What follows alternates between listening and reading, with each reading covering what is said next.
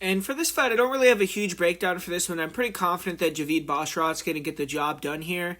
Mateus Mendonca, he's actually a pretty fun fighter to watch. I do think he's a good prospect. He's 23, almost 24, so he's pretty young. And very athletic, very aggressive.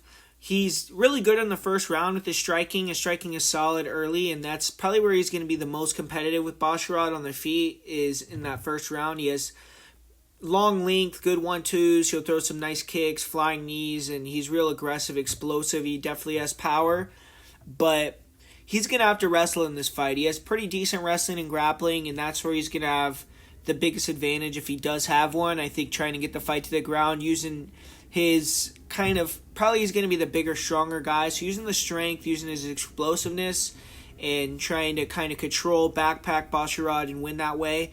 Because on the feet, I think that he tends to get tired and he'll slow down with his volume and his speed. And I think he's going to start to struggle to close that distance. And Basharat's just going to dance around him. Basharat on the feet is super skilled. He has great distance control and throws a lot of different variety of attacks. And I think he is much more experienced as well. He's just faced the better opponents, coming off of a win over Tony Gravely, who I rate as a pretty high-level fighter in the weight class. And Basharat, he's been training at Extreme Couture, so he's been having guys shooting at his legs, trying to take him down and hold him down for years now at that gym. I think that's going to be a big benefit to him in this matchup with Mateus.